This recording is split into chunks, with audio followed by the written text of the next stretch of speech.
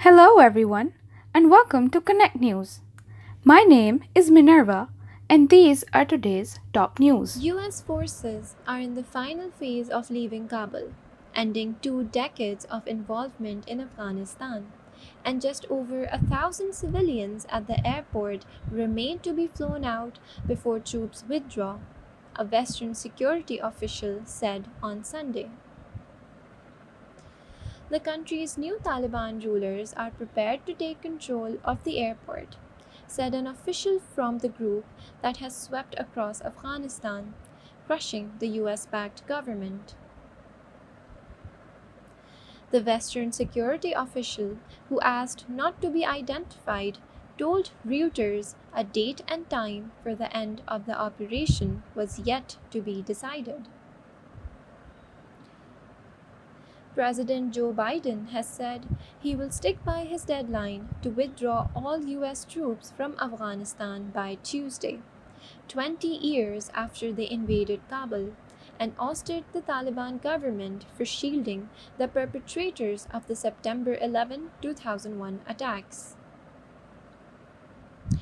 The Western backed government and Afghan army melted away as the Taliban entered the capital on August 15, leaving an administrative vacuum that has bolstered fears of a financial collapse and widespread hunger.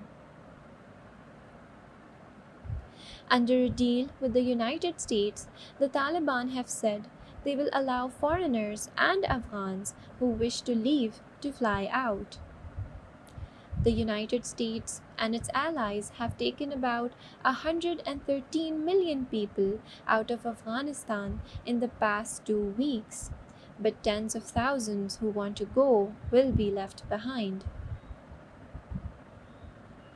A US official told Reuters on Saturday there were fewer than 4,000 troops left at the airport, down from the 5,800 at the peak of the evacuation mission. Pentagon spokesperson John Kirby told reporters some troops had been withdrawn but declined to say how many remained. The Taliban official told Reuters the group had engineers and technicians ready to take charge of the airport. The Western security official said crowds at the airport gates had diminished after a specific warning from the US government of another attack by militants after a suicide bombing outside the airport on Thursday. The explosion killed scores of Afghans and 13 American troops outside the gates of the airport, where thousands of Afghans had gathered to try to get a flight out since the Taliban returned to power. The United States said on Friday it killed two militants belonging to the Islamic State, enemies of both the West and Afghanistan's new Taliban rulers, which had claimed responsibility for the attack. Biden had vowed to hunt down the perpetrators of the explosion and said the strike was not the last.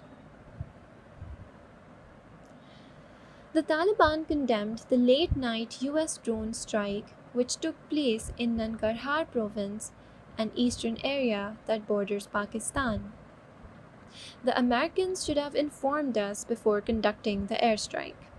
It was a clear attack on Afghan territory, a Taliban spokesperson told Reuters, adding that two women and a child were wounded in the attack. The Taliban have said they have arrested some suspects involved in the airport blast. Spokesperson Zahibullah Mujahid said on Saturday the Taliban would take over the airport very soon after US forces withdraw and announce a full cabinet in the coming days. Mujahid told Reuters the group had appointed governors and police chiefs in all but one of Afghanistan's 34 provinces and would act to solve the country's economic problems. The Taliban, facing the loss of billions of dollars of aid for the country, appealed to the United States and other Western nations to maintain diplomatic relations after withdrawing. Britain said that should happen only if the Taliban allow safe passage for those who want to leave and respect human rights. US military and allied countries' flights carried fewer people on Saturday as Washington prepared to end its mission. The last British flight evacuating civilians from Afghanistan left Kabul on Saturday. British troops would take small numbers of Afghan citizens with them as they leave this weekend, a Defense Ministry spokesperson said. Armed Forces Chief Nick Carter said hundreds of people who had worked with Britain would not make it through. While Kabul's airport has been in chaos, the rest of the city has been generally calm. The Taliban have told residents to hand over government equipment, including weapons and vehicles, within a week. The airport attack added fuel to criticism Biden faced at home and abroad for the chaos after Afghanistan's government and military collapsed before a lightning Taliban advance. He has defended his decisions, saying the United States long ago achieved its rationale for invading in 2001. Thank you to all the deaf and hearing people around the world for connecting with us. If you enjoy the video, please like, comment, share, and subscribe.